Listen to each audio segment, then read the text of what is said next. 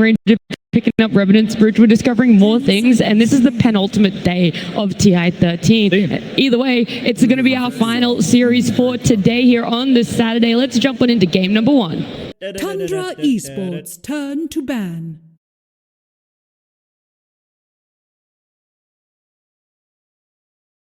Ten seconds remaining. 5 seconds. Falcons up against Tundra. Fantastic storylines on each side. You have Suxa. The last time he was on a TI stage, he won it. Thompson going for that 3-time repeat. And then on the side of Falcons, you got Crit. This is his hometown here. And Malrine, the first time he's making a TI appearance. Right now, they're sitting at top 4. I know both these teams will want to make it to top 3. And so this best of 3, it's got a lot of pressure on them. It's going to start off with that Naga Siren ban. The Sand King as well on the side of Tundra. And right now, Falcons paying big respect to the Invoker Thompson. Remaining. Yeah, and I think this is pretty important too, because as mentioned before, this Invoker is good versus like the Monkey King, potentially the Timbers that might come out from Malrine. A lot of his hero pool does not enjoy playing versus Invoker, so I do think like they're banning out the heroes that Thompson specifically plays that is good versus what Malrine will like to play in that mid lane. Sniper going out, same with that Invoker. I'm not sure if there's another one that they should ban. I think those are definitely the 2 worst. There's only Monkey King remaining, I guess. Yeah, but like I don't think they're going to ban that because he also plays those heroes too. We'll have to see. But I think those 2 have to go because those are just heroes that Thompson plays really well, that they probably don't want to pick that early on, and they know Tundra is willing to pick it early, and especially because they flex the Sniper too. We see Soxa play it as well, but it has been favored in the mid lane, more likely, and it's just probably something that Malrine just doesn't want to play against. Yeah, I mean, I definitely agree with these bans, because if I'm a mid laner, I'm probably much more comfortable playing into something like a Puck. How many mid lane matchups have we seen that's like Puck versus X? You know, these guys have played it hundreds of times, where Sniper and current Invoker feels a little weird, like the matchups are different, and Sniper's just so cheesy, it's always going to win lane. Yeah. Well, the Dragon Knight first pick, that is what is on the cards for them. I mean, we talked about that Conker still being in the pool, what Ramses enjoys for himself, the Mars, none of them having that priority right there, and Falcons having a very different opening to what has gotten them so far through the lower bracket. I mean, this hero is definitely like one of the heroes that it's very interesting. You know, every team views this DK very differently, and now Tundra has the Lone Druid. But I feel like DK is kind of like a good hero against Lone Druid in theory, with your pre-fire and you have a lot of armor. And I feel like as long as you don't get crushed in the early game, this hero is going to be a very, very good matchup against a Lone Druid in the mid-late game. Is it good enough, though? I mean, surely Falcons was expecting this, right? Lone Druid has been the hero of the last 2 days. For this entire tournament, we've seen these, like, flavor of the past couple of days heroes. Luna was another one of them. You know, Doom fell off, Sniper fell off from being a 4, and now is played as, like, a mid-position hero. Like, this Lone Druid seems like one of the most broken things in Dota. I hear people talking about it as if it's completely busted in the interviews, so I'm curious to see what Falcons picks, what they consider to be a counter to the hero. I don't think DK is quite enough. I think it's good against it, but maybe this facet on Lone Druid is so broken that good is not good enough. What facet is he going? He's going the one that gives him 3 inventory slots, and then the stats that he gets from those items are 60% more effective. And of course, you still have 6 slots on the bear, so this lets you play like a hybrid build where the main hero is right-clicking and doing a lot of damage, and also, by the way, having 5,000 HP, but then eventually you're scaling the bear as well. And we see some really cool item swaps between the bear and the hero, where people are going for BKB. We saw Pure do that, where he would have the BKB on the bear, swap to his hero, use the BKB, then swap a stat item back into the main hero, because it doesn't put it on cooldown. I mean, is Tinker a good hero against Lone Druid? Like, in theory, because Lone Druid kind of wants to like play fast. Like, he's very aggressive early. Like, can you actually just try to use that hero and slow it down? And the barrier seems pretty useful against Lone Druid. The laser is quite good against Lone Druid. Could that hero actually be kind of a soft answer to deal with the Lone Druid in the early game, and you have an answer in the mid-late game in the DK? I'm not sure. I don't think either of these teams really want to play Tinker, period. I feel like Soxa, given any chance, will try to scale into the game, which Tinker somewhat does, but I think he wants to be more of like that Enchantress, Rana, damage type dealer. So we'll have to see on that one. I really think just in general right now, like Lone Druid versus DK it means pretty much nothing to me. These heroes barely interact with each other.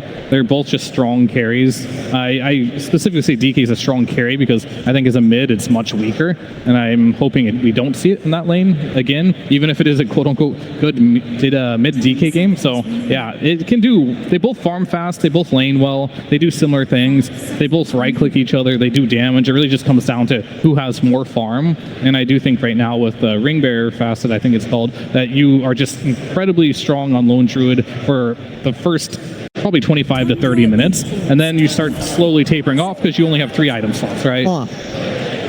This is a Lone Druid counter. I figured they were cooking something.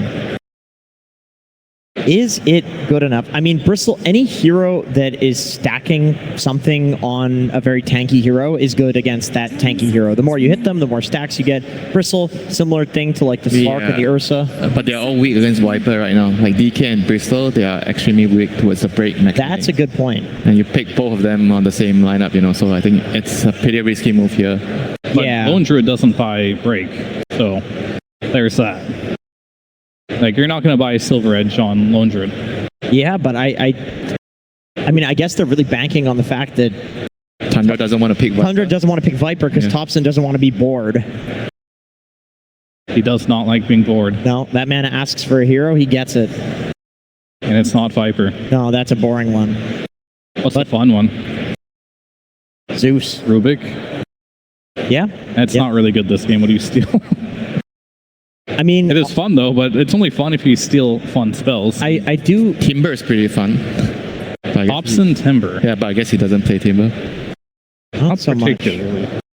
I mean, maybe some sort of diffusal hero. You drain the mana of these, the Dragonite and the Bristle.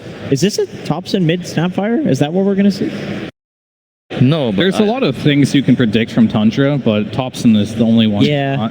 Maybe you'll never be able to predict the Thompson hero. The Snapfire is just, I think, really good against DK in the early game because you need a hero that can deal magic damage to kill DK, or even like a Bristol, like all these tanky heroes, and Snapfire kind of provides that for you, and it works really well with the Lone Druid too. Like when you're going to push the tower, you have the Shredder, you're going to go for Roshan, you have the Shredder. You know what it works well with too? Mars. Yeah? Yeah. What on earth? It's not banned. Yeah, it's not. Pretty decent. We talk about how it can turn the Bristle as well, which to me is kind of like... And you can catch the Hoodwink in the trees. I mean, it's a Kappa mechanic, to be honest, too, because the spear only lasts like 1 second. It's not really that good, but it is good with the damage that you can put into the arena with the Snapfire. Lone Druid as well can do it. That little bit amount of time you can turn them, whatever. But I think more than anything, it's Ramses. He plays Mars. It's in the pool. Just pick a Mars. Okay, well now, I beg the question. They probably expected this. They have picked Mars every opportunity they could have gotten in the last week. It's a perfect Mars game, so what's the counter? 5 seconds. Is Lone Druid. Yeah, they have the Lone Druid is the concern from my end here. Second Lone Druid. What is a Lone Druid supplement or replacement here? I mean, normally when you think about Mars, you typically think of heroes that have illusions or extra units that can deal with it. And now we have... Alright, so I guess we're not entirely sure where this Bristle's going. Is Amar going to play it or is Skeeter going to play it? No, I guess Amar has to play the Underlord, so is either Mallory going to play the DK or the Bristle? Probably the DK, right? I would imagine. Yeah. I've seen some mid-Bristles here and there, but it looks like it's going to be the choice. I like the Underlord. It's damage reduction against the Lone Druid and the Bear as well, and Lone Druid has a ton of HP.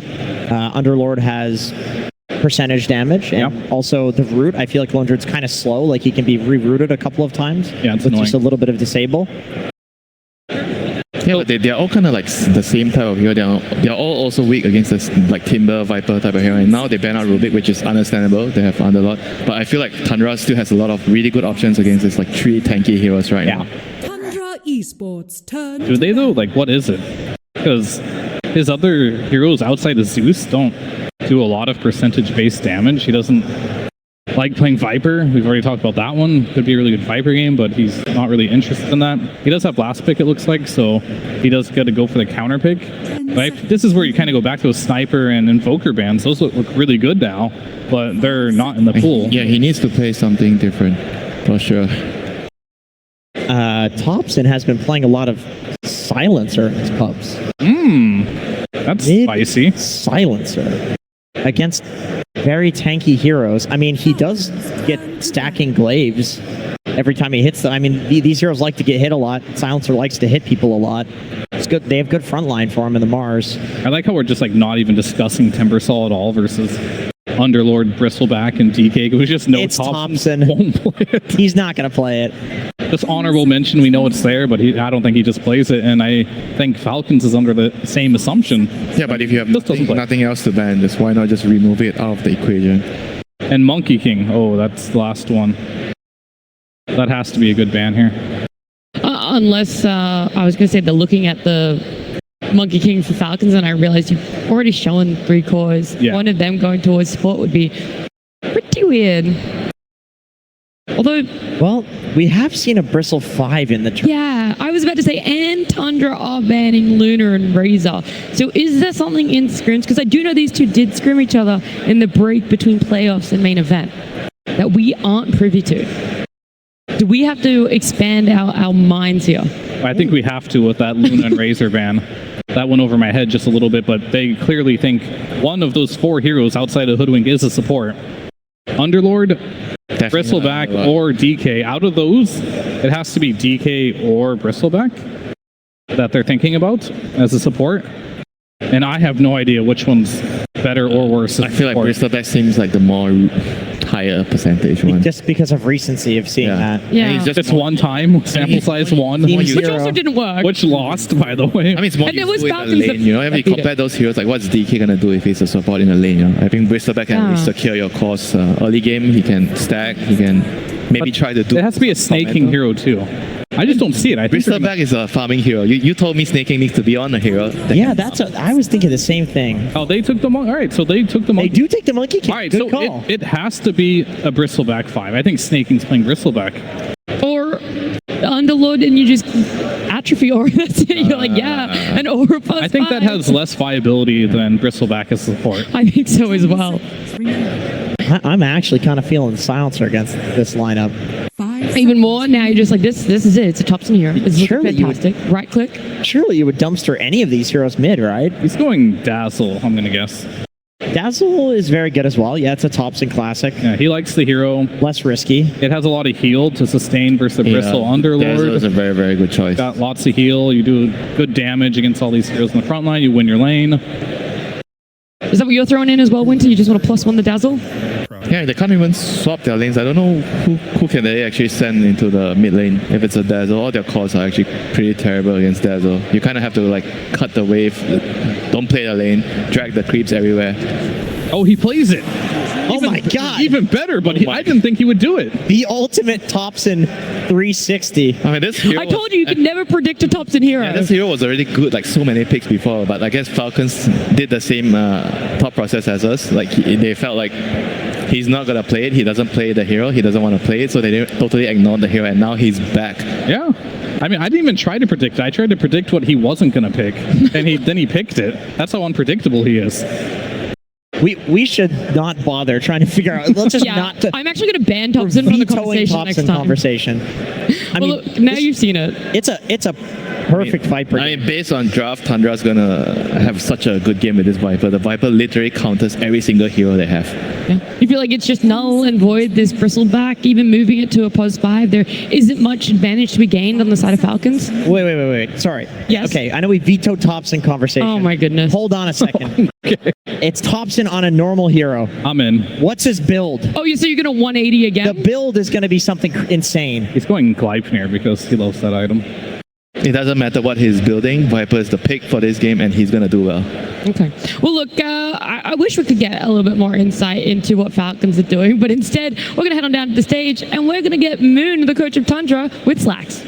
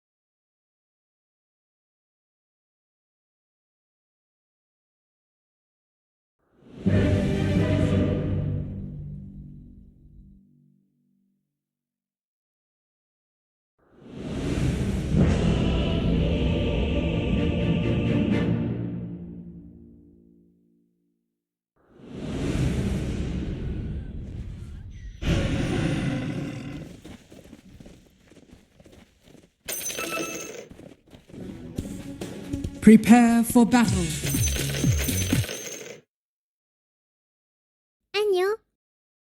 Insignificant. Bow to your new lord. Who wants cookies? Well, too bad. He's got an anime profile pic? Sugoi. He's got an anime profile pic? Sugoi. Thank you so much, Slacks and Royal Arena. Feeling mighty rowdy tonight. You all ready for the final series of the night? Now, Royal Arena, I do have to ask a couple more questions here as we're getting ready to pop into this one. Do you think these teams have what it takes to go to the full 3-game series? And Royal Arena, one more question. Do you think Darkseer should get buffed? Yeah, that's right. We did it. All right, well done. Ice Frog, you heard it from the people. It must be done. Lyrical doing his own savage agenda here. Listen, on I the main gotta do stage. whatever I possibly can as we get ready to go into this, the final series of the night. I can't wait. It's wild because you think about it, Topson, the king of crazy heroes, he ends up picking the Viper last, the most normal one possible. And in the meantime, it's a great game for it. There's so many different heroes that just get wrecked by this one. Yes, there was an old discussion of if you just pick too many heroes to be doomed, then Doom can't be good. I feel like they've done the same thing here, right? Like that all of these passives are just so important that he can only break one of us now with the way Viper's been changed. Absolutely. That's going to be, I mean, if I remember right, that wasn't a great strategy. No, I really don't like that strategy, and yet we talked about it all the time for years. Well, nonetheless, it does seem like that is what is going to end up happening as the smoke out happens. The pause is about to be undone, and we're getting into this game number 1, Tundra facing off against Falcons. We saw in that interview at the start of this as well. Falcons talked about that earlier series that they had against Tundra and how things were going, and they felt like if they were able to go deep in the tournament, that was going to be the pivotal turning point for them. We'll see if they've learned some more lessons since then. Yeah, and of course, coming in here with quite a bit of pressure, I would say, on Falcons with how they've performed throughout the year. Definitely some expectations here at this event. And then Tundra, you kind of have the opposite here, where you're coming in, you have a stand-in playing for you, even though it is the glorious Soxa, it kind of takes a little bit of the pressure off, just be like, oh, well, we'll see how we can do. And then you knock Falcons down here, but eventually you have to come and join them here in the lower bracket. See how the matchup goes this time. So you can take a look at all those various facets. I don't believe there are any that are super unexpected. The big changeup, of course, is going to be this Bristleback position 5. We're talking about all those weird heroes. Going to take the Snot Rocket. What do you think they saw in this pick that made them want to go for it? Is this just like a lone druid counter? Or is there something else that Snake King's working on here? It's interesting because you would hope that the idea is that you pick the bristle early and they're sort of forced to address it, right? Yeah. And then like have to do something in their draft and then to be like, now you can't play core bristle. But yeah, you kind of look at it and you're like, well, I mean, I guess they kind of can't, right? Especially with the Viper coming up. But then the Viper's still so good against the other cores that, to me, it doesn't really feel like the support bristle has like fooled anybody. Like right. I don't think you've really messed up their draft all that bad here. No, they must just think that it's actually that good, which I'm curious to see how it works. And again, for anybody that's not been playing all that much Bristleback or taking the facet for a long time, people were saying that this was like actually the bad one to take for a while. But on a support, it feels like it makes more sense. It's pure encouraging everybody to have a little fun out there. Of course. He's having fun. He's playing the Lone Druid again. Well, both of these teams are well known for their all chat and having a good time here. So they're just going to pause it up here so they can really enjoy the moment here on the stage. Absolutely. They are ready to go at a moment's notice once all the mic issues have been sorted out, which it does look like they are fixing those right about now and getting ready to get underway yet again as game number 1, again, for top 3, trying to secure this one. TI 11 winners is what he says. Amar, I mean, this is really just the all chat heaven. Well, they got lots of time for it. Now they have to focus back on the game here, as we are still just before the bounty runes, in case you forgot. I know, short attention spans. It happens to the best of us. And out across the map, they will go. Amar playing on his Underlord has not always looked the greatest in the earlier series as Whitemon gets chased. Oh, Soxa keeping that Enchantress alive with a Scatterblast shot.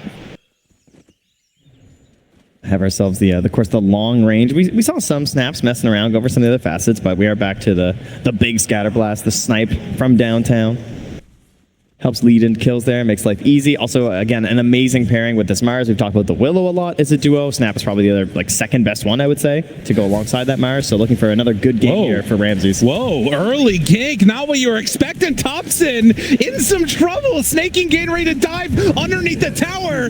You weren't ready for that, buddy. He just never left.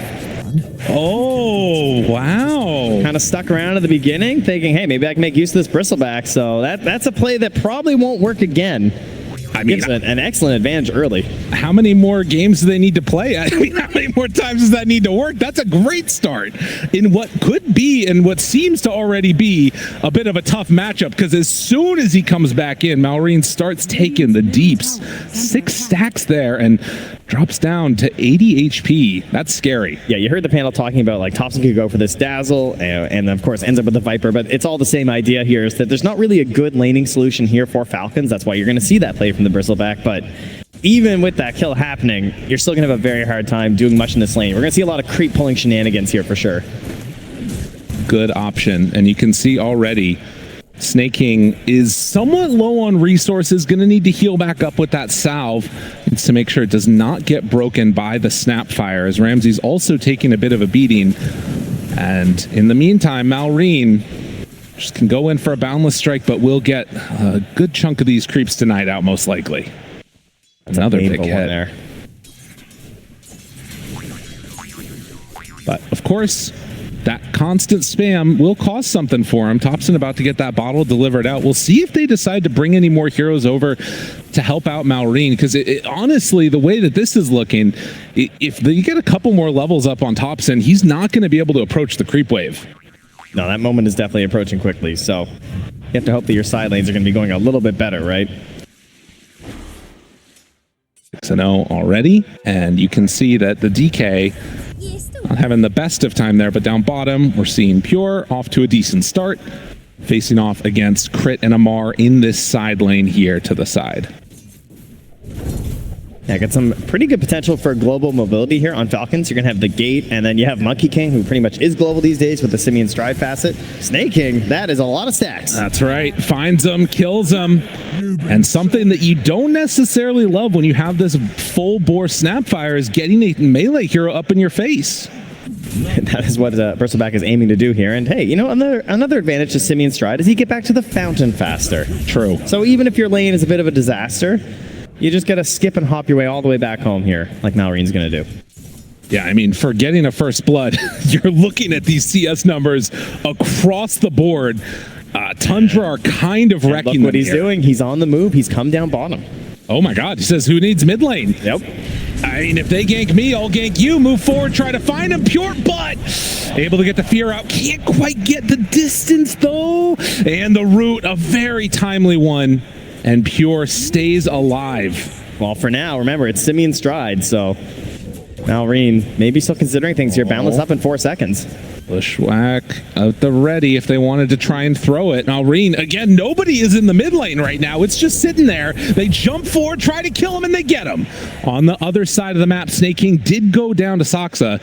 And yeah, this is going to need to be some type of a change, because he's stealing creeps now. Yeah, does he just get these over to Amar, make his way back to the mid? I guess that'll be the plan. He's found gold in a different way here by getting some kills down at the bottom lane, but... Now, everybody out there, I know Dota's changed a lot. We don't normally have a 2-0-3 lane structure, but even if that's what we're seeing here at this point in time as he comes back mid. Catches enough here to be kind of okay. Thompson is going to be 6 relatively soon here on this Viper, though. And that's when you truly will not be able to come back here. It's even going to be difficult to try and like make a gank, some sort of rotation or play.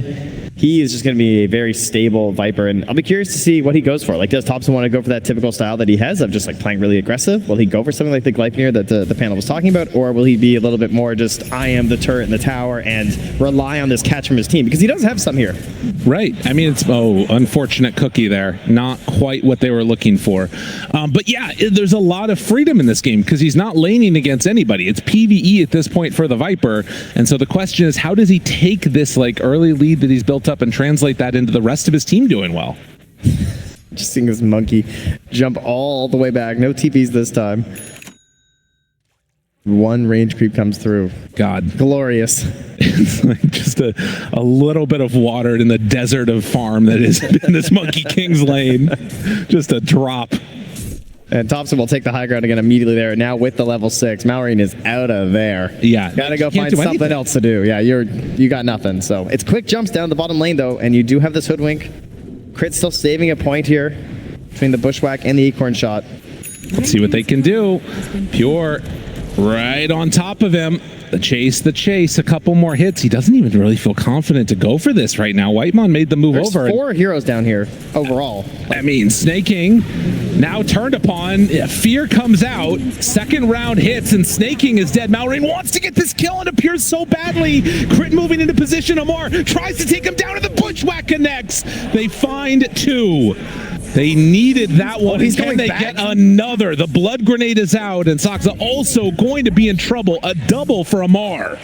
Bold one there. Notices that there's not a lot of resources left on that snap anyway, so he can kind of risk it a bit there at low HP on Malrine because he needs all the farm he can get. Dire's courier. It's an interesting version of lane bleed here. Typically, it's because one lane's going so well that the mid shows up other places. It's not often that his lane is so terrible that he's forced to make these rotations, and it almost looks bad, right? Like it kind of looked like Snake King was going to go down, then Malrine's kind of low, they don't get the finishes there, but that bushwhack from Crit saving things. Well, and again, like this Viper is so slow moving around the map, even with boots, that like these types of rotations, if you're not finding kills, it's actually kind of bad. Pure will not have a bear and is just sitting off to the side in the mid lane. Will need to back out. Can Thompson find anybody to connect onto? Okay, they have him for the moment. Good damage out. The stun. Skitter in trouble. The Mud Golems will break a TV, so they will manage to find a kill. Thompson makes the move. Yes, okay, there we go. They've been waiting. They've been very patient. That's Okay, right. let them have their cheers. Moon commanded. Radiant's bottom Very good. Excellent following of instructions. That's why they're so good at Lego in this country. Okay, I got it. That makes a lot of sense. are fortified. As Thompson looking for another one now. Is under attack. If he steps forward and manages to start right-clicking you, you are going to die in this game. The strongest hero by a pretty wide margin. With that said, Amar, with those couple of kills and being involved in it, has actually went to the top of the net worth chart. Yeah, hoping to sort of match these plays, right? If you're going to be going around, following around this Viper, you're going to be there with the gate eventually. Still holding the point right now, if they can find a moment. And he wants to get the Atos too. I love Underlord Atos. Yeah. It's like one of my favorites. You know, actually able to start fights, help your team out a little bit here. Nothing sadder than an Aura bot Underlord who just can't help like get that one little bit of the fight started. We'll see if he commits for it. Seems like it could be a pretty nice answer for them. And obviously a good way, off the back of a stun coming from DK to set up for anywhere around the map. As Pure, they're actually going to drop the gate. Crit, thinking about going through that one. Amar comes through. Crit does go down. Now Pure in trouble. Pure will fall, but they get the break onto the DK. DK starting to fall as Amar wants to get out through the gate. Will manage to, but instead it's right there to the side. And Ramses was very ready. Now Rain tries to come in to maybe find something else, but just going to be cleaning up some farm. Well, they're hurting Pure. He has not had a good game. The unfortunate part of this is that the rest of Tundra is doing quite well. Wait a minute. They bring down that big Underlord here, but it's Ramses. And now he in a little bit of trouble too. Malrine will get caught by that spear. Snake King looking for the slowdown crit. Ramses already drops the arena. The Boundless is out. Do they have enough to chase him down all the way? Cookie gets a little bit of extra distance, but Crit is there with the bushwhack and the finish. I mean, the armor is just ridiculous. And now Saksa might be in even further trouble as they're stacking up that goo, hitting away onto this Snapfire. Snake King, will he go down? No. Like, Crit's got the Blightstone too, right? And so they're tagging up onto that Mars, and then just even the earlier points in the Acorn shot is so much damage because of the tree bounce facet. This has been a very bizarre game. We've got 15 kills in just under 10 minutes, and it doesn't really feel like it's going to slow down. It's this battle of, the moving turret of the Viper versus this, like, continual blast coming from the Monkey King all over the map, setting things up. Pretty unique game. Thanks. But will they be able to keep it up? How are you feeling about the way that the next couple minutes work out here? I think a lot of it depends on the itemization. And so going through that, like we see that Amara did indeed bail off of the Atos. He's thinking about the mech instead right now. He's already purchased some parts for it, so he seems to have committed. I think part of it is that like there's not someone super slippery that you necessarily need the Atos for, and Scooter's going for the blink first. So knowing that that's going to be available in the DK, you don't want to like double down too much on this early initiation. So instead, he's really convinced that Malrine is going to hit these boundlesses, right? He's going to start them off. That's going to get them into the bushwhack, and then he can just sort of roll his way in or TP his way in on the Underlord, and hopefully that's going to start a good fight for them. He feels like they don't need the Atos. So that's how it works for Falcons. And then, of course, on the side of Tundra, we're just playing Viper, right? He's holding this haste rune right now. They can just stand behind him, feel comfortable, and just push this tower with the catapult. Well, getting good usage, at least for now, out of this gate means that Ramses will be an easy target. That does immediately mean that there's also going to be a rotation towards mid as Tundra secure the tier 1 tower there. Yeah, they all hop through the gate down to the bottom. Are they going to try and pressure there too? It's very low on the tower, so there is some good wards there, as you can see. But it's just going to result in Pure retreating back to the jungle as he finishes up his Maelstrom. Crit tanking a Viper Strike. As a haste rune, this is a big moment for Topson. He doesn't have Viper Strike, though, used in the mid. Could still drop a lot out on them. Malrine, recognizing the danger, is going to back away. Amar drops the pit and runs right into Pure. This is pretty much nowhere left to go. So they'll find Amar, misses on the spear. Mac tries to buy a little bit of extra time, but in the end, it will be enough to take down that Underlord. Yeah, they weren't able to chase down Snake King since they didn't have the Viper Strike, but they get a much more important kill there. Mars, so Tundra keeping things pretty even here. 10-7, gold. Very much equal at the moment. Amar still the big one on top, but he's not really the person who gets to decide a whole lot in this game. He doesn't have the full freedom to just like walk and guarantee that something's going to occur for his team. He does need that little bit of help from his DK and his Monkey. And they're just finishing up these first items. A little bit of... Mostly Skeeter's finishing up his first item. He has a blink because Malrine has gone triple Wraithband. Yeah. He wants to be involved and active, and he knows that he can't wait for these bigger items. Well, and I mean, it's because of this. Like, look at how Tundra is playing. And they're actually even going to drop the arena right onto Snake King. This bristleback will get caught, pushed up to the high ground. But Falcons, are they coming to try and contest it? Skinner jumps forward. They have the control onto Topson, down low, dead. Now looking for more. They had the pit and the kisses coming out. Wukong's command used, but no extra ability to control. The spear is there.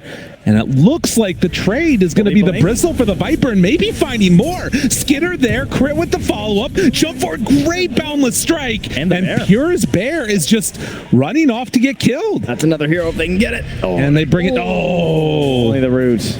The recall. Yeah. The resummon there. Make sure he keeps it nice and healthy. Very nicely done. I mean, that's kind of the punishment for arenaing just on the bristle. Yeah, they were hoping that it just would immediately give them a numbers advantage, but because they brought in the Underlord who has this mech, like, there's no early auras here on the Radiant side they're going to help out, right? So they just kind of bet on the fact that auras would be stronger for them on the side of Falcons, and they'd still have enough damage left in the tank after Snake King died to just go straight for the aggressive, and they were correct. That's a little bit of a help, though. The Pavis finished up here for Whitemon. Yeah, anything to try and power these guys up a little bit more. Gleipnir, they're working on it for Pure at the moment. Malrine, up in the trees, will run right into Whitemon. Now, this was the 14-minute wisdom that they were aiming for. Cookie, chase, Malrine running away. They dropped the gate onto the low ground. Dude, these fights are really bizarre, the way that they've been starting and stopping. Yeah, and he's still down bottom right now with Ramses coming in close. No blink just yet. Hunting, wanting to find this Underlord who does stick around a bit too long, and the pit is dropped. He's still going to back away, maybe trying to bait them in. I think that his distance is too far for them to catch up. Now Snake King's in behind with Malrine as well. Wait, what's going on now? They're thinking about, I think they were just convinced he was going to get caught. He drops a ward there as well. So Ramses, they don't see him. Oh, there they do now. And they got him. Ramses in a bit too far and will get killed off. So they bait out the movement and manage to kill Ramses. What an insane wraparound play from Falcons. That was pretty wild. That was so unexpected. Ramses just totally busted there. I mean, he didn't even get the gold for his blink dagger, so that's gonna be the death cost. He's gonna have to come back. He doesn't have that immediate, let's just like, oh, let's just go smoke out with my new blink. Right. He's gotta go hit the jungle again. In the meantime, Falcons building up these stacks. So a triple of Ancients, double on the hard camp, and a stun is used on to Thompson. Not many places to go, and if you're found, well, you're going to be killed. Malrine takes him down again. Who needs a laning stage, honestly? And he's slowly catching back up now, 1,000 gold behind. It's just this single target focus they have there, right? Big physical damage onto this Viper. Force Staff will do a lot to help him, but that's a pricey recipe that he's still quite a ways away from. Right. Well, and again, you know, you look at these heroes, there's good net worth on Pure, good net worth on Thompson, but it does sort of have this feeling where they're getting outmaneuvered around the map. Double wards placed down by Whitemon as Crit and Malrine head through that direction. This Mars Blink Dagger feels like it's going to be something that maybe can turn the tides a bit more into their favor. Yeah, I've been waiting a while, and then additional control coming out from the Gaimin done on Pure. Well played, hits the full bore, and Malrine just caught. Off to the side, Soxa making the move that they needed. Support's getting together for it. And another round, snaking, hit, full bore, punch, done. A double kill for the Snapfire. The stand-in coming in clutch.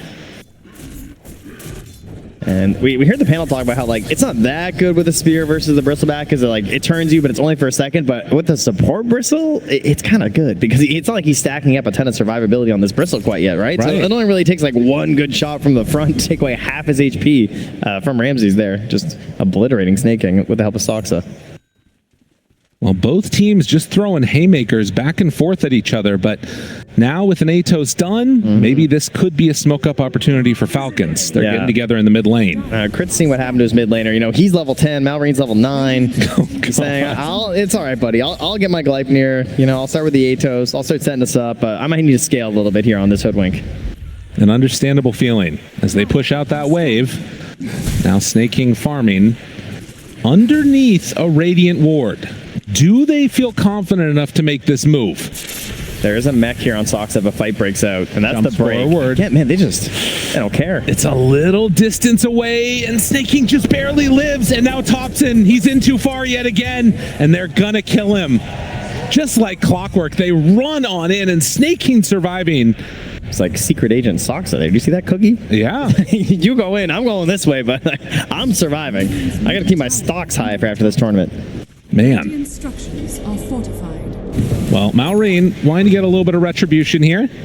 We'll go for the chase down, and Snake King moves on in. Oh, the back. Arena, turn, find, kill. Can they get more? Crit is a pretty juicy target for them. He talked about how much net worth and levels this guy has. Gets to the far side, but Ramses was already prepared and on position. So Falcons end up losing to Tundra. Yeah. Back at it again. Isn't it fitting that Malrine sitting there waving with a little high five, thinking, oh, we're going to kill you there, Soxa, and he just mechs, but he's the guy who runs away and survives. It's true enough. Bit of a teammate's baited in problem there. And now, Tundra feeling confident, they can just run right into the pit, make the move. TP coming from Snake King. He takes down that ward immediately. Now, do they realize what's going on? There's no pit, actually, the Underlord ulti for 30 seconds. But Amar starts to make the move over. Roche getting somewhat lower. They're in this area, and already they've backed away on the side of Tundra. Yeah, they just decided to retreat way out there, feeling like they really want to make sure they have this arena here. Whitemon will get caught, but it's an edge. Boundless, a lot of heals come through. It's an edge. Now in trouble is Skidder. He gets punished. Whitemon gives him the tip, and can they find more? Snake King, he's rooted. They can't quite get the connection of the bear and the cookie together, but Falcons not getting what they needed in that one. Again, an absolute slobber knocker of a match so far, 20 minutes in. It's just been back and forth, Trent. Yeah, I like that positioning from Tundra, too. Just recognizing, like, hey, we don't want to fight, like, quite yet. Let's back away, see what they do. They overextend a little bit. You get the punish, because both teams kind of playing the same in this, who gets jumped essence, right? Trying to blow up this edge with the overprotective wisps can be very hard. Trying to blow up the bristleback could cause you some problems as well, thanks to the goose shooting out all over your allies. And this time it's Falcons. It feels like getting the jump in this one is not necessarily the easiest thing to do, especially because, if you go for the jump on the bristle and you miss out on the kill, then you get this big TP coming in from the Underlord, but On the other side, right, Ramses is just baiting out Whitemon, waiting to jump in with the arena. So 20 minutes comes up, it's daytime. Tormentor rises and quickly falls. Soxa will get the shard. And then immediately back to farming. Pure. He has been just hitting creeps all game. Every time I look at him, he is just farming up a storm right now. Well, and it's interesting, too, because you don't normally see lone druids with this many deaths. He really got a lot of pressure on him early, but has definitely recovered and is feeling good at this point in time. Yeah, living a lot in this ancient camp here, but as you can see there, still a little bit behind some of these other heroes. I guess he's more so neck and neck with Amar as well. Skeeter there. We're also quite farmed right now.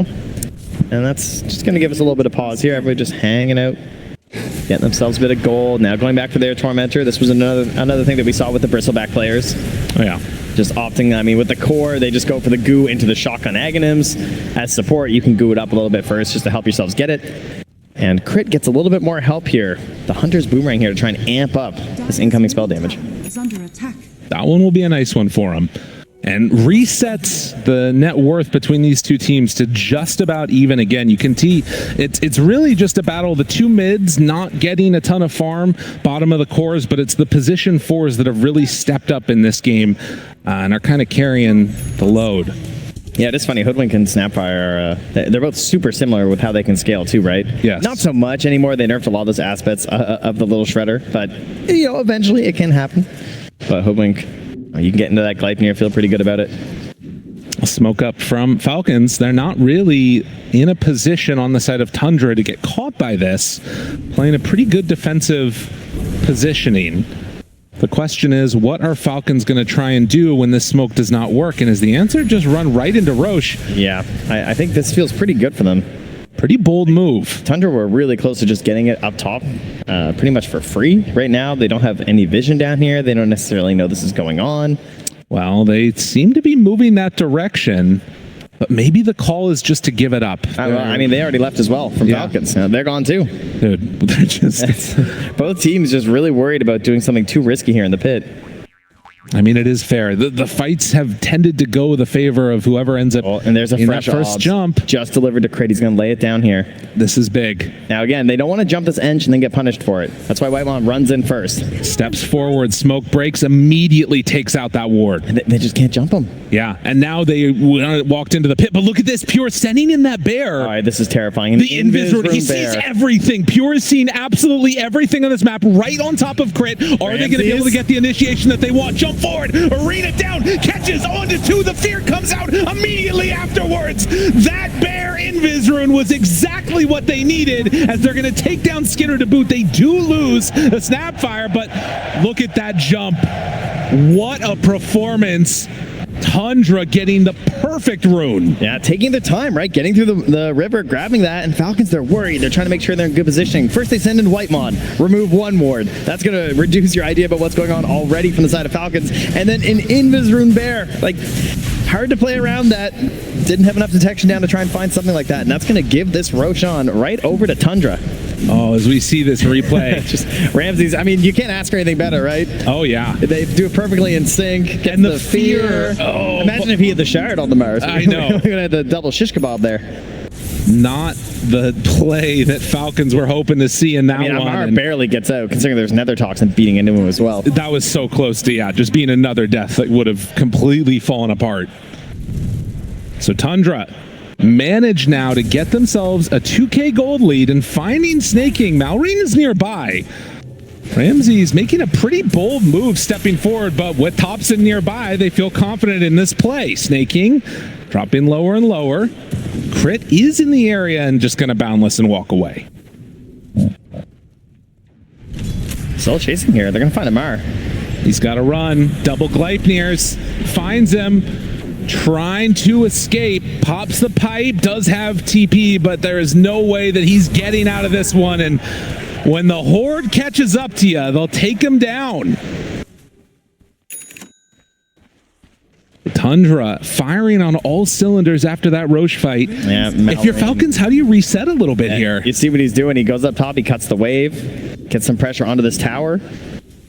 24 minutes. He's going to come down. See what's going on. Maybe even finish off this tower. Look at Ramses getting set up and prepared just in case. And yeah, you can see he's not going to go for it. In the meantime, this is what's barreling down your tier 2s. Radiant's bottom tower is under attack. Pure starts to hit away at it with the bear. They take that tier 2. Still a tier 1 alive on that bottom side of the map. Yeah, but just happy to take all of the space, all of this farm.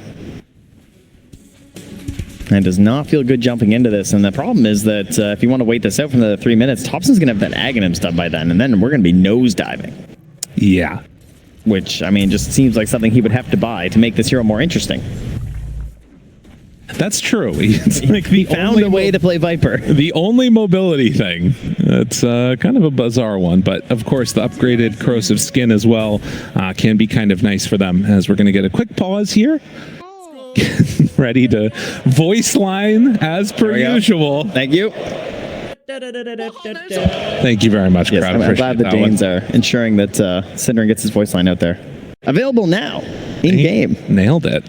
16-16 with the 4K gold lead, Aegis in hand for the Viper, and Tundra. Not that much that they're afraid of at this point, but there is still a couple things. Like if they can get a good initiation off, Skitter finding somebody. Who is like the ideal target that they open up on?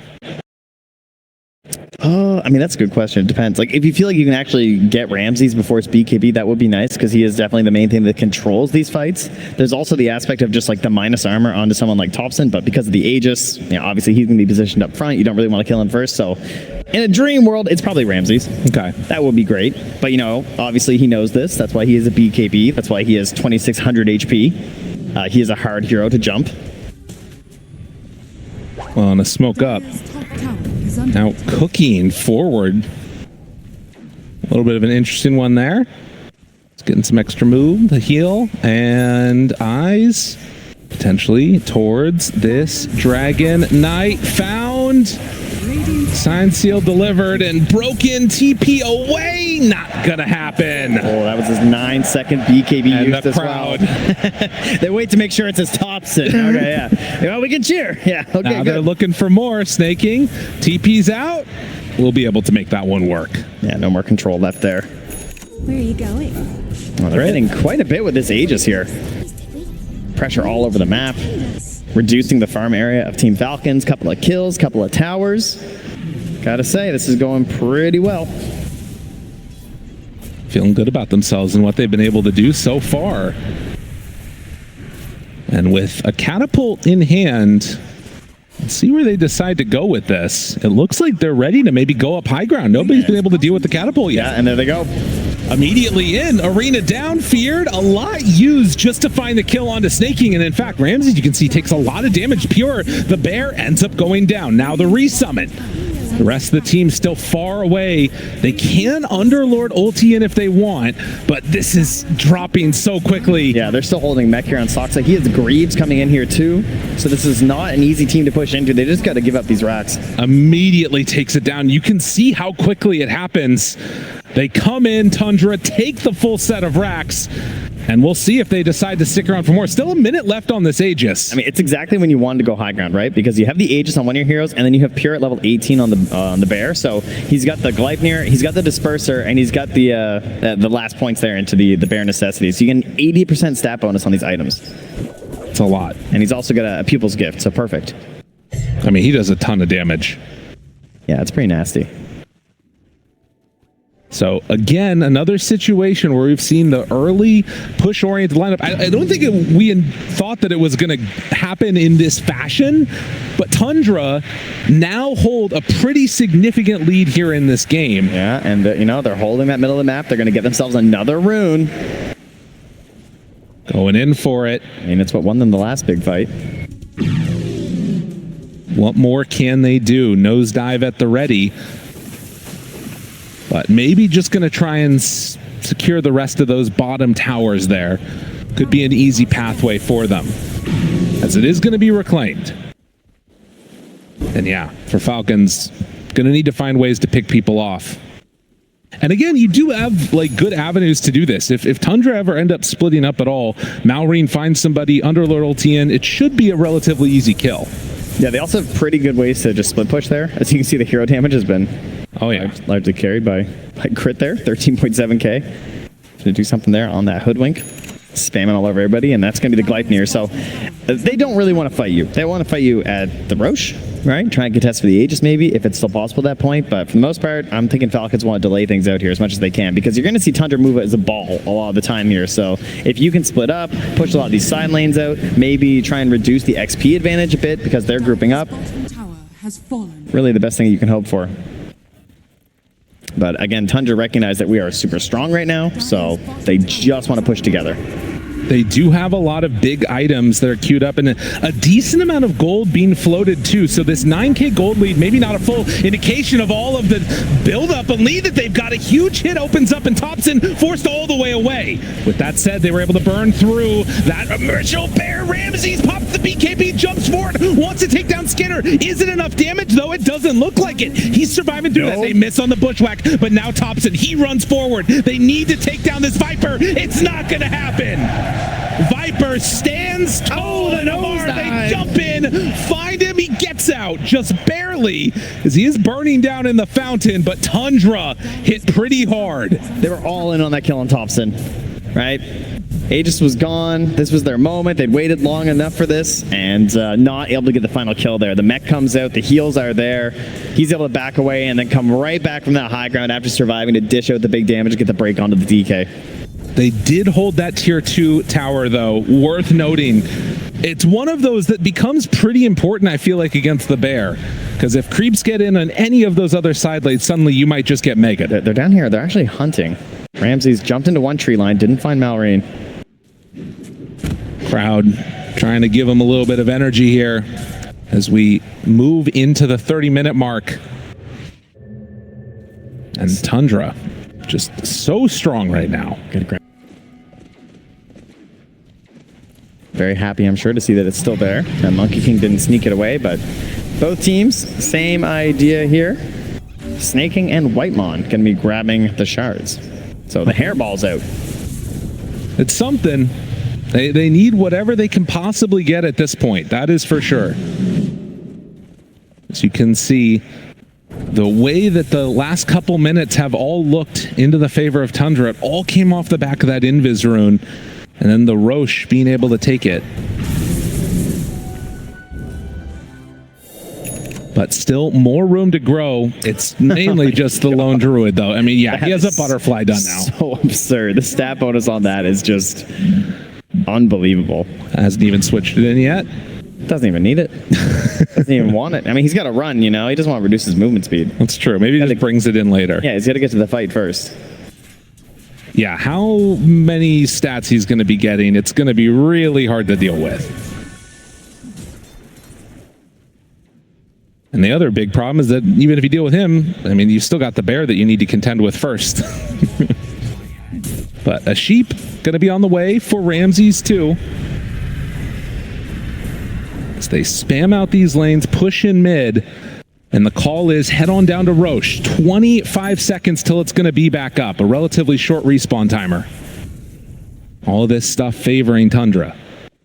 Yeah, and Falcons are going for the same idea of just trying to blow up a single hero and make sure there's nothing that can stop them. So the nullifier is done now for Malrine. Okay. I mean, that might have ended up turning into Thompson dead if he had it in the last fight. Of course, it is going back to the base on the courier. I'll get there soon. Again, the pressure comes. Roche has respawned. They did not check this on Tundra. We'll see if they decide to go back for it or if they're going to feel content just keeping a firm control of this map. Nullifier coming out now. And a Crimson Guard completed too. But yeah, it does have that feel that a contention here is really needed. He keeps sending it back. Does he? Oh, he doesn't want to reveal to them that he has it. He doesn't want to reveal his nullifier, so they're all in on that one assassination play. He's trying to make sure he's like in vision so that it updates the top bar, right? So if you click, it won't show that he has the nullifier. So he's going to show on that wave. And then he can deliver back to himself and be oh so sneaky. All right, this is it. This is his big fight. I mean, they put everything into this. The nullifier reveal. Thompson is showing on this creep wave too. If they can burst him at the start, the jump we've seen this before. It was top the same found, spot. nullifier, bringing him down low, broken, damage, out, he gets the nosedive away, but he is going to fall. And now, Pure, they find the bear, the root is there, and they're going to take it down too. The fight that they were waiting for, Falcons, they hide that nullifier and they get the kill. There's 50 seconds until Roche is going to move. What is the plan here from Falcons? They're running to this pit as fast as they can right now. Do you take control? Do you wait for it to go through? Do you think you can finish it before 35 minutes? Because they're going to smoke up inside of Tundra, and they're coming in right now. This is a big fight if they can do it, and there's no way that they can get here with the Viper, so this is a fight with 4. Amar is standing the ground. Look at the positioning, wrapping around on top. They've already used the pit. They got to be careful. Crit, he breaks the smoke. Now they back away. Whiteman off to the side. They find him with the Gleipnir. Ramses, Arena down. That's not what they needed, but still enough damage. They're taking him down. This is 4v5, and they're winning. There's an extra hero. It's the bear. The bear does not care as they jump in from Skinner. BKB out from Ramses. Falcons trying to do what they can, but it's not enough. Even without the TI winner, they do it. Malrine just going to TP out. He knows there's no hope. Roche going to run up top, but they will follow on Tundra. And trying to take that one down, looking to secure this game number 1. Tundra in a great spot. 2 fights around that bottom Roche pit. I gotta say, again and again, it just feels like the same story of just Whitemon is just going in and giggling at them. Oh yeah, just sprinking along, right? And just it feels like there's nothing he can do. And even though Ramses jumps in with the arena, it doesn't necessarily catch anyone, but it splits the fight. Malrine gets stuck on the bottom side. Crit also gets kind of stuck down here, and that's why Amar is just abandoned here. Speared north, so it doesn't matter if he's in the arena or not. It's just so much damage out from Pure if they get it. And you can see how strong this Snot Rocket Fasten is. Pure's just like standing there doing nothing. The problem is they keep running right into the bear, so it doesn't matter if he's slowed, they still have the damage. 15,000 gold lead now and ready to walk towards high ground. Tundra on a warpath here in the lower bracket. See if anything can dissuade them here. I can't think much will. No, they're going to keep this pressure mounted. Keep running in. And while Moon did call that there was going to be a Viper in this game looking good, it's been all Pure. We also said there's a specialist. This guy knows what he needs to do on this hero, and now they find the Hex, find Malrine. Skinner jumps forward, wants to stun. Do they have enough to deal with these heroes? Tundra do lose one of the bear at least. Pure tries to back out. They're going to also lose Thompson. Maybe going a bit too far. The not gate? Quite connected. Do they have enough? Yes. The root is there. The heal comes out. The mech to control. Pure tries to get out of there. Meanwhile, Soxa gets up to the high ground, but they start beating into them. Do they have the damage to take down this bear? Pure is still living through it. Pure is eating them up, but eventually they take down the Aegis. Oh, but it's Whitemon now with the damage too. Brings down Skeeter in the back. And now turning, hitting, punching, trying to kill, and yes, that's already another dead. Now the Boundless jumps through. Ramses gets killed off by Skeeter, doing the damage with the Mortimer's Kisses. Malrine does survive through it. Oh, these are last chance buybacks. They're spending them all. Dude, Pure is still alive. That bear is still alive too. Even if they killed them once, they couldn't do it again. Somehow Falcons are holding this, but Tundra just show how hard it is to kill these heroes. Yeah, in the end, it's going to be kind of even, right? A couple buybacks on both sides here, but some pretty expensive and scary ones, especially Skeeter there on that DK. But look at that XP, 4,854 there. As a ton of damage starts to come out. This is classic Ench, right? Like all in the early, a bit of the earlier mid game. You're just running in. You're just this body who can kind of get ignored, but you're so good at scouting. But then later on, the damage starts coming out with the impetus. It's a serious big play, and you can see how much win probability has swung. Another Hex. As they find him, this Malrine cannot afford to die. He goes down. Does have buyback. It was so close to coming back. What a great time to jump from Ramses. The perfect answer, but look at this, Pure just tearing through those buildings, and now they find him again, the Bristleback. They're dying one by one by one. Malrine has a buyback. He uses it now. Now the control, the root is out, the Gleipnir is there. Can they find and control and kill these heroes? It's so hard to bring them all down. The dispels. Look at the buffs and debuffs. There's so many of them on every single one of these heroes. They will kill that bear, but it doesn't feel like enough for the buyback. It holds at least from them getting mega'd. Yeah, they'll get to keep their middle lane here and get a few more XP points across the board here, I guess. No buybacks in the game now, by the way. 0. We just did 15,000 damage on both sides, and according to this, no one died except a bear. What a huge swing.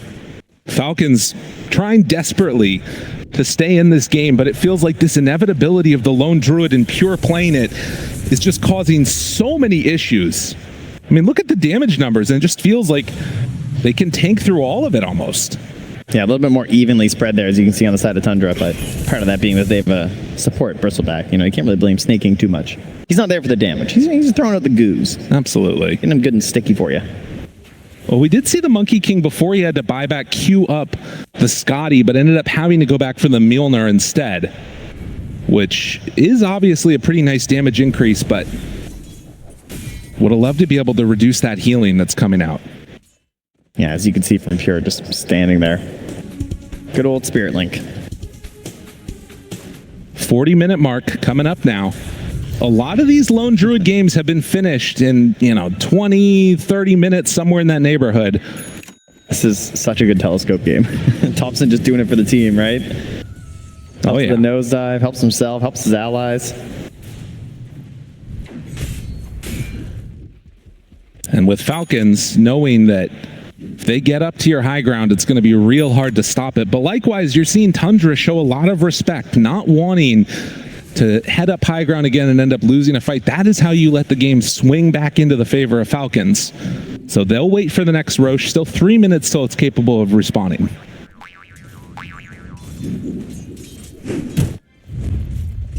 Oh, or they're just going to go. Well, I mean, there is a bit of worry about potential just pick-off, right? And they obviously have that in the heroes on the side of Falcons, so I think that you've already shown that you have the Blink Hex. Like, you can stay together. You see how strong Pure is. I wouldn't be too worried. You don't have to overcommit, But, Falcons, if they could just dangle a hero out here, throw a little chum in the water, maybe they could start a good fight for themselves. Again, the buyback status, it's only Amar that has it right now. So if you pick off one hero, this all falls apart, except for Amar, who is going to show. Could think about a Hurricane play here. Send the bear in. The bear goes forward. They try and deal with it. Rooted. Gets the Dispel. Ramsey's still sitting there pretty as they'll walk into the pit. Pure is just daring them to fight him. It's really hard. He's going to throw on the Defiant Shell and head in.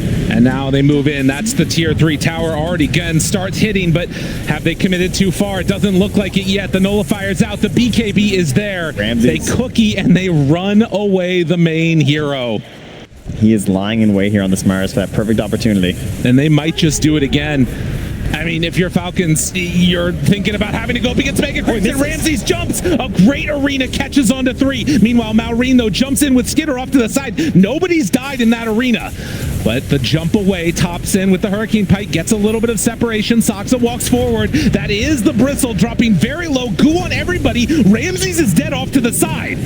Still the Raxter staying out. Great boundless strike. The jump in finds Thompson. He's dead. Damage out from Wyvon. This Enchantress is hitting very hard. The buyback comes, but there's no buyback for Malrine.